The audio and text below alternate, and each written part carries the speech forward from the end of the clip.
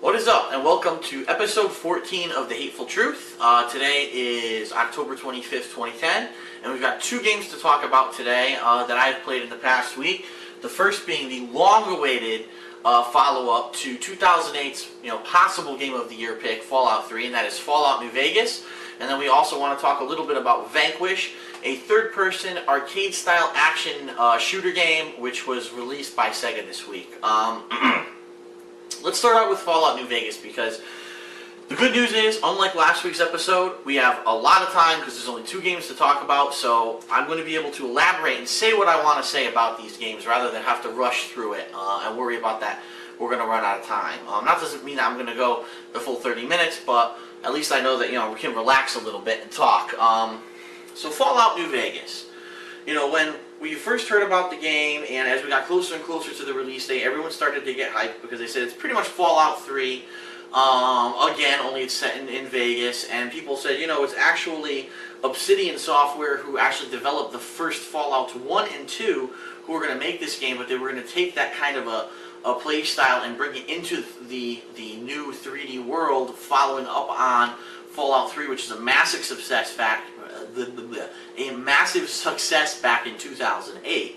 A lot of people, kind of balked at the fact that it was going to use the same graphics engine as Fallout 3, but for people like me, we were like, you know what, the graphics of Fallout 3 were pretty damn good, and actually, to be completely honest, it did look like they did a couple graphical overhauls. For example, the super mutants look a lot better in this game, a lot more human, and really in Fallout 3 they look kind of like monstrous, and all of a sudden one will start talking to you and you're like, what the fuck, why is this thing talking to me? It doesn't look like it would be talking. In this game they kind of made them a little bit more cartoony, but I want to say I think overall the graphical presentation ended up being a little bit better.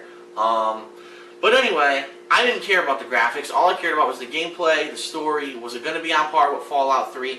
Would the game be as long as Fallout 3? And then we kind of find out just about a week before the game was released that the official strategy guide for Fallout New Vegas was actually the longest written strategy guide in history for any video game.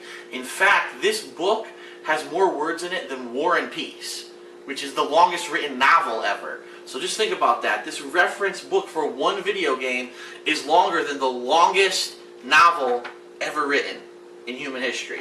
So, pretty cool. So much content, so much really to talk about, but rather than get into specifics, what I'd like to talk about is a couple things.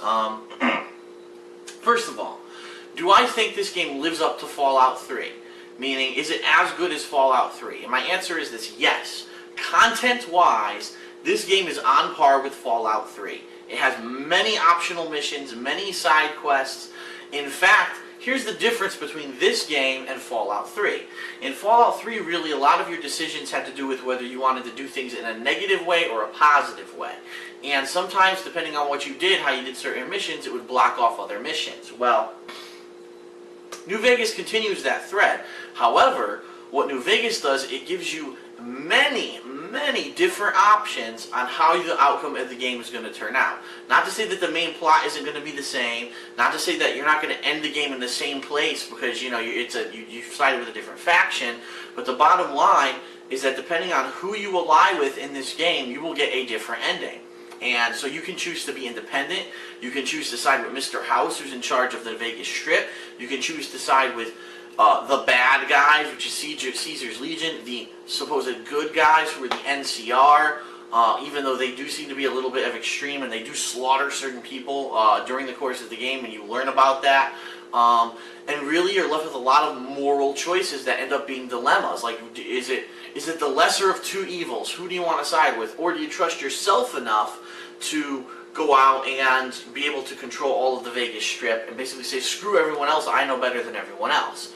And the other thing is, unlike Fallout 3 basically had, for the story missions anyway, had a predetermined order that you had to do them. You had to do this one, then this one, then this one, then this one. And don't get me wrong, it was an open world game. You could go and accidentally kill someone involved with the story missions, but then you would never beat the game. In this game, there's so many missions and they all intertwine so heavily. I was into this game maybe about 30 to 35 hours. I thought I hadn't even done a story mission yet, but really I had done missions that were pertinent to completing the story quest, and I just didn't know it because there was really no way to tie it. In fact, one of the decisions that you're supposed to make really early on in the game, whether or not you're going to let Benny live or kill him, and whether or not you're going to side with Mr. House or kill him or not, whatever you're going to do with Mr. House, that's relatively early on in the game. Most people are going to make those decisions. I waited till the very end of my playthrough to do it, and it actually allowed me to do that. So pretty much I had done all these side missions to the point where I was at the end of the game, and I had all this experience. I was almost maxed out at level 30, which is the highest level in the game. I believe I was like level 26 or 27 at the time, and I was completely open to choice. I could have sided with the bad guys, Caesar's Legion. I could have sided with the NCR. I could have sided with Mr. House, or I could have went off by myself. I could have done any of those four. And for the purposes of my playthrough, I chose the independent role, which ended up being pretty good until the very end, when there's a little bit of a, almost like a Twilight Zone twist, where you're like, uh-oh, it's really not going to turn out the way that you think it is. But if you don't know what I mean, watch my playthrough and watch the last two parts, and you'll understand what I mean. There's a little twist ending there to do with Yes Man, who is the robot who's helping you to do everything to take over New Vegas yourself. But I would have to say, story-wise and content-wise, I actually enjoyed New Vegas more than Fallout 3. And in fact, I played this game, I think my playthrough ended at 50-something hours. With all the optional missions that there are to do in this game, I've been looking in this guide. I did actually cover most of the ones that you get achievements from. In fact, I'm going to bring it up very quickly just to take a quick look at the achievement missions. Here you go. So out of all of the missions that are in this game, okay, there's 1, 2, 3, 4, 5, 6, 7, 8, 9, 10, 11. There's 11 story missions, meaning these are missions that you will complete during the course of beating the game, but you cannot complete all 11 of these missions unless you've beaten the game every single way. And there's 4 major ways to beat the game. There's 4 alliances you can be with. So really you would have to play through the game at least 3, if not 4 times to get all of the achievements for it. But out of those, if you remember in Fallout 3, there were several missions that were optional missions that were longer ones that ended up giving you achievements. In this game, there's 1, 2, 3, 4, 5, 6, 7, 8, 9 of those. And out of those, I actually completed 1, 2, 3, 4, 5, 6. I completed 6 out of the 9. And the only reason I didn't do all of them is because one of them is dependent on if you're allied with the bad guys, which I wasn't. One of them is dependent on finding 50 random bottle caps, which I was not going to spend the time during my regular playthrough to do. Maybe I'll do that later on. But even if you remember back in Fallout 3, that Nuka-Cola mission, the Nuka-Cola Quantum mission, where you had to find like 50 Nuka-Cola Quantums, I didn't even do that one. I hate the scavenger hunt missions. And then there was one other one, Return to Sender, that actually was a regular mission I could have done during the playthrough, but I didn't realize that was actually part of it. In addition to that, there was one other mission, it's called Crazy, Crazy, Crazy, that ended up, because I didn't do it, the person who I would have stopped from basically being evil in that mission was in my ending, and basically the game said, ha, you never got this person out of power, they were able to do whatever they wanted. But for the most part, I did hit upon most of the major missions in the game within a 50, say 55-hour playthrough. I really enjoyed it. Great story, great characters, a lot of unique characters. Now, there's a lot of backtracking, but that's only because there's a lot of complex missions that are intertwined. And to be fair, if I had been doing the game in maybe a different order than the way I did it, maybe I wouldn't have had to backtrack as much as I did, because I would have been doing 2 missions at once, for example. I ended up following 6 out of the 8 followers in the game. There's 8 followers. Dramatically improved follower gameplay now, because in Fallout 3, the followers, a lot of them were weak as hell. You get them, you go into a fight, and they die immediately, and that's it. They're done. You'll never see them again. The only exception to that was the super mutant that you could get, Fox. It seemed like that she never died. But in this game, your followers, unless you're playing hardcore mode, if you're playing regular mode, your followers can die, but they never permanently die. They always come back. So that's a great thing. And so the followers really do add to the gameplay, make the gameplay a lot easier. If you want to solo the whole game without any followers, it's probably going to be a lot more difficult. Unlike Fallout 3, there's a lot of skills you really don't need in this game. What a lot of people warned me of when I started playing it was that you don't really need a diverse amount of skills. You can focus on a couple ones and pretty much beat the game based off of that, because actually the Obsidian, who is the studio who developed Fallout 1 and 2, everything about those games was heavily text-based. So, number one thing you want is speech. If you get speech and you max it out, you can beat most of the game convincingly. Now, there'll be fighting, absolutely, but you can probably skip about 50% of the fighting in the game, and you'll still get the experience from the speech challenges. In fact, if you watch my playthrough, I was able to mindfuck the final boss of the game, and I never fought him. He actually ran away. And that is so similar to in Fallout 3, if you've seen my playthrough. The evil guy at the end of the game, who is the president, actually ends up being a robot, a computer, and I mindfucked the computer in that game, and he ended up believing, what I had to say, and he totally changed his opinion and basically allied with me and helped me to escape from his fortress. All the robots were working for me. So, 2 games in a row now, speech has saved my ass. So that's pretty cool. But overall, what did I think of the game? I enjoyed it a lot. If I had more time to spend on it, and I didn't have to beat it in this 1 week time span, I probably would have done even more optional missions, which would have made it an even more complete playthrough. But for as long as I played it, and I was starting to get a little bit bored by the end of it, I really did enjoy the gameplay and everything the effort that they put into this game. Now, the one other thing I want to talk about that they did improve in this game was the fighting, the combat. Because in Fallout 3, what would happen is VATS was really good, but if you didn't use the VATS system, it could be a lot harder to do combat. In this game, they actually give you a look down the sight, so you can play it as an FPS game, you can play it as a VATS shooter, like a role-playing shooter, or you could do a combination of both, which is how you're going to be the most successful. Because there's actually some situations I found, VATS isn't working that well, but if you're a good aim, you can actually hit these guys better off, especially with certain guns that are longer range guns. So, I definitely like that they fixed that. The VATS and the combat with looking down the sight is excellent. Probably the most improved thing from Fallout 3. Now, that's enough of the positives of me kissing this game's ass. This is the Hateful Truth, so I'm going to be honest. There's a lot of negatives with this game too. Number one being, if you're not the kind of person like I am and you don't have a lot of time to play the game, you might say this game is way too long and you get bored and you give up.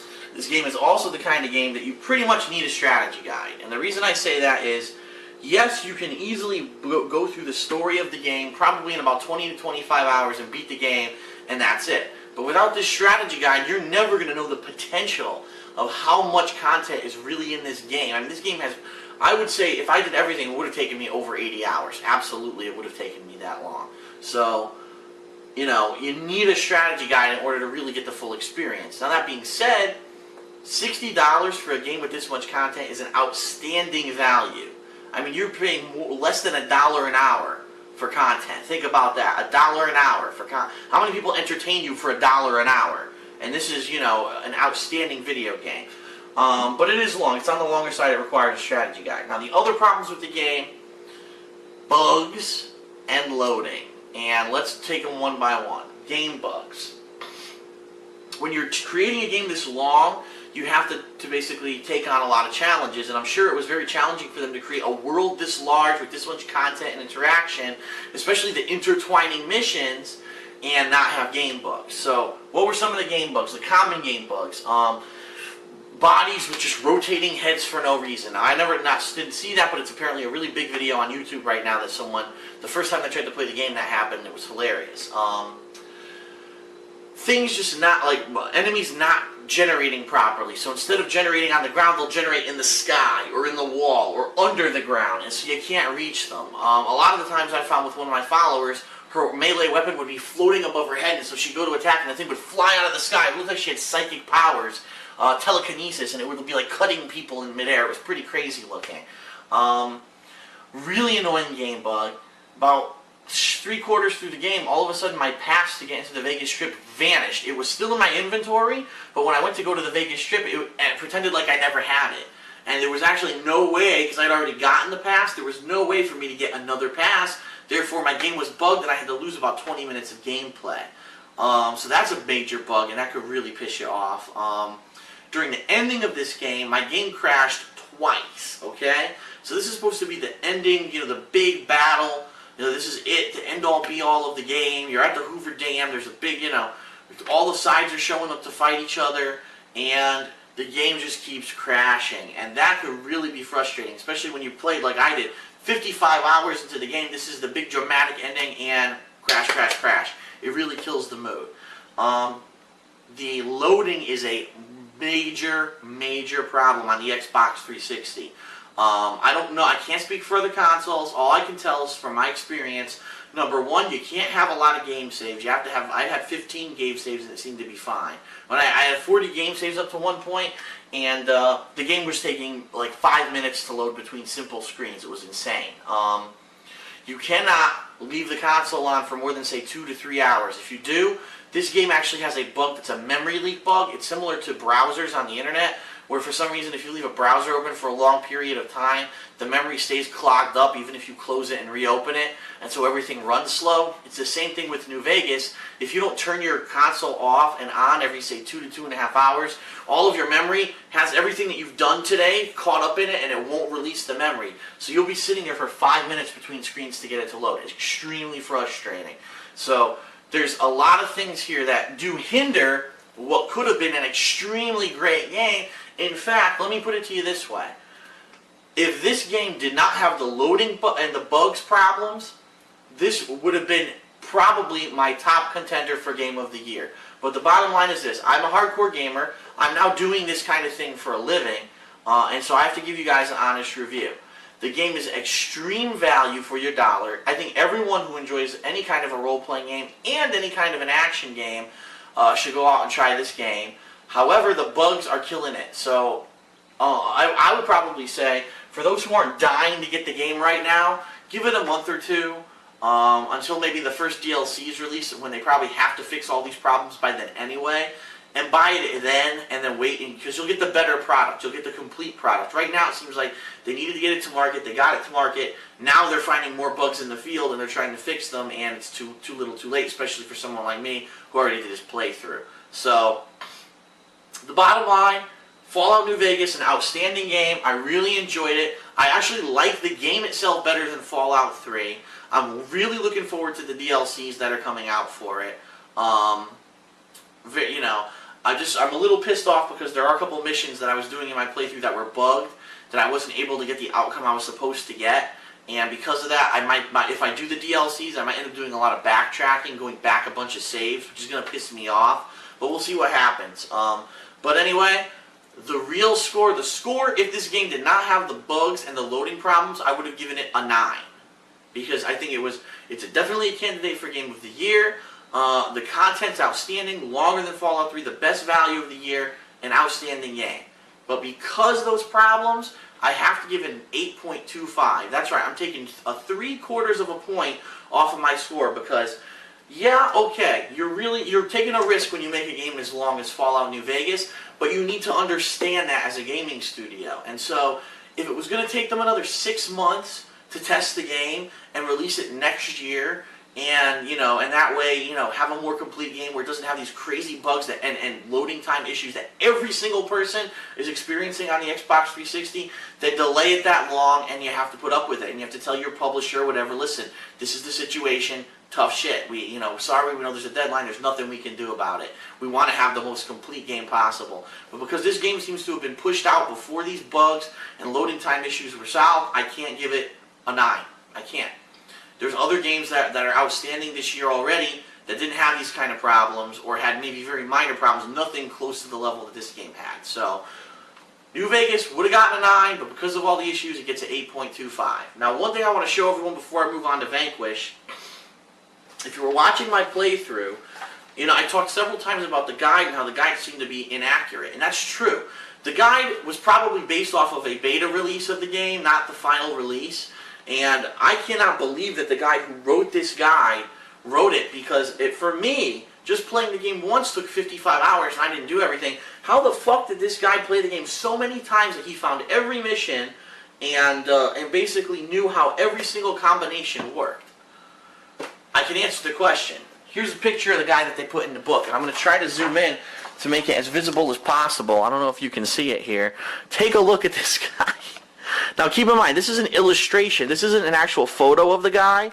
So if this guy wanted to, he could have actually told them, listen, I don't like what that photo looks like.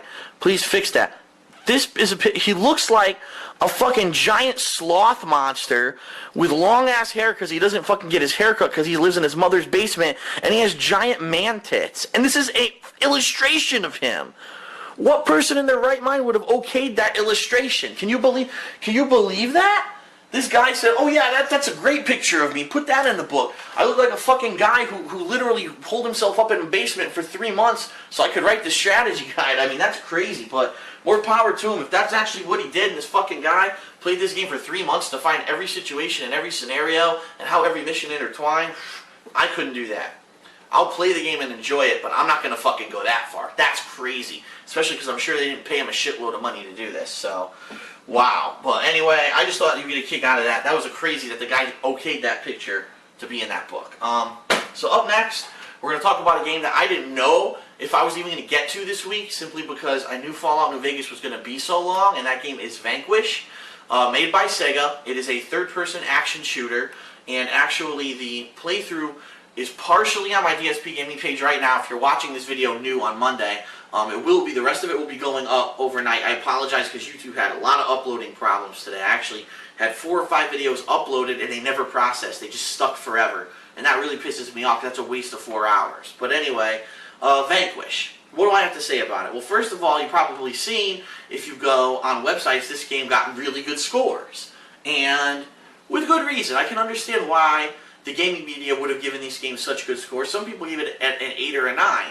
Now, the problem is, I'm not part of the gaming media.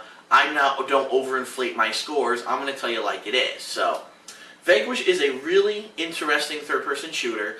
At times, it reminded me a little bit of Gears of War, but it's a lot more fast-paced than Gears of War, that's for sure. And it really took me more than half of the game to really understand fully the controls and what I was doing with this guy. The premise of the game is that, basically, Russia is trying to take over the world. They have this orbital satellite with a microwave cannon on it, so you go up as part of the DARPA initiative. Now, if you don't know, DARPA is actually part of this European group who does a lot of scientific research that's kind of like new age stuff that's never been done before. And so they've engineered this brand new suit. And I think it's called the ARC, the ARC, the ARC suit. I don't remember what that stands for. But basically, it's old, it's extremely maneuverable. The weapons that you find are built into your armor, and it's pretty cool. It reminds me, it's like a combination of a really fast running gun style, plus it's got some elements of Gears of War. It's got melee attacks that are really fast paced, and I liked it. I did like it a lot. The soundtrack is a techno soundtrack, which actually fits the game really well. Some of the boss battles are really cool. The one complaint I have is that you end up fighting the same boss about 3 times in the game. But there are other bosses too, so there's probably maybe 5 or 6 unique bosses that are all pretty cool. The gameplay is spot on. I mean, some of the weapons, you're like, oh, I got a rocket launcher. Man, I wish it locked on. Of course it locks on. This game's fucking badass. So your rocket launcher locks on. You've got 2 different kinds of machine guns. You've got a shotgun that's extremely powerful. For the first time, and I have to say this, for the first time I'm playing a third-person shooter, okay? And it's not a beat-em-up, don't get me wrong, it's not like God of War, but I'm playing a third-person game, and a giant mech is coming towards me, and he's about to strike me. I pull out my fucking shotgun, and I blow him straight in the face, and instead of the game taking the easy way out and saying, oh, well, he's still in motion, so he's just going to keep hitting you, and he's an invincible tank, he actually cringes. He goes, oh, and he stops what he's doing, and he reels back, and that's what I'm talking about. I want my reactions in an action-oriented game like this to have direct consequences to the enemies that are attacking me. And I hate how people say, oh, then the game's too easy. This game wasn't easy. I died a lot of times. And it was really enjoyable overall. There were some annoyances, but because the action was so there and everything was on par with what you were doing at the time, I really enjoyed the game. So yeah, there are giant mechs that will come after you, and they have weak points. Some of them have weak points in the head, some of them have weak points on the back, big red areas that you have to shoot. And you're so maneuverable, you're so fast, you have this dash. What he's actually doing on the cover is this dash kind of a deal. I call it the Pete Townsend slide because, you know, the famous rocker Pete Townsend always slides on his knees. He kind of does that same slide. It's a rocket-powered slide that lets you maneuver. It's like a power strafe. You could go all around the map. And it runs out. You can't do it infinitely, obviously. You have a certain amount of energy you can use to do this. But it's a really cool game mechanic, because other third-person shooters, that's it. You're on your feet or whatever, and you're limited. This guy is ultra maneuverable. So while all the other troops are on the map fighting the mech, you can scoot around to the back of the mech, shoot it in its fucking weak point. You can fly across the entire board, and just while it's distracted, do an amazing flying drop kick that knocks it against the wall and stuns it. I mean, there's a lot of awesome gameplay here. And another thing that I really liked is all of the weapons actually work. This is the first game, I think, of an action-oriented game like this where all the weapons do... That's just a kid in the hallway. It's not a cat like a lot of people have suggested. Every gun does exactly what it's described as. The grenades, there's two kinds of grenades, an explosive grenade and a stun grenade. The stun grenade stuns everything. It stuns bosses. That's fucking dope, because that's what the thing was put into the game for. Why is it that some of these games, half the weapons don't work on the bosses? It makes no sense. So I really did enjoy what they did with this game. That being said, two things really hurt the value of the game. The first is that the game is only about 5 hours long, and I'm not exaggerating. My gameplay of this game was about 5 hours long. The cutscenes make it a little bit longer, probably up to 6 hours, but a game that's only 5 hours long, and the only replayability is that it can give you increased difficulty modes, so maybe you play on hard mode, you get an achievement, but also there's like challenge modes and things like that you can go back and do. But how many games come out with challenge modes? You don't buy a game for the challenge modes, you buy it for the actual game itself. The other thing is there's a lot of cheap deaths, meaning this game is one of those games that's called trial and error. You're going to have bosses where he's glowing, what's he doing? All of a sudden, boom, laser cannon to your face, instant death. And you're like, well, I didn't know that was going to happen, you know, how was I supposed to know? So then you learn and you never get hit by that again, but there's a lot of that kind of thing going on in the game. You don't know what's going on, next thing you know you're dead, now you know not to do that again. But it could be frustrating when you're trying to get through the game the first time, or, you know, if you don't know what's going on. The other thing is sometimes the camera gets a little bit out of control because you are so fast in this game. You can actually, the camera can, like, it stays there, but it can lose where you are. Damn, where did I go? Are there enemies behind me? What's going on? And then you're dead, just like that. So, overall, the game's pretty good. I would say this is a great rental. I would recommend to anyone. I think anyone should rent this game for a weekend, bring it home, play it, and enjoy it. Unfortunately, I cannot recommend this as a buy because it's so damn short. Therefore, all those game media companies who gave this game 9s and 8s, you're idiots. You're lying to the consumer. The game does not have enough content to warrant a purchase, and if you're rating it a freaking 9, that means it's an outstanding game they should run out to buy right now. That's bullshit. You're liars. So, this game, Vanquish, a really decent game. I'm going to give it a 7.75. And the only reason it doesn't get an 8 or above is because it's so short. If this game were 8 hours long, I would have given it probably an 8 or higher. But because of that, because it's so short, it has to get lower than an 8. I didn't want to give it a low 7 because it deserves better than that, so I'm going to give it a 7.75. So that's it for the Hateful Truth, episode 14. Covered 2 games, talked a lot about them.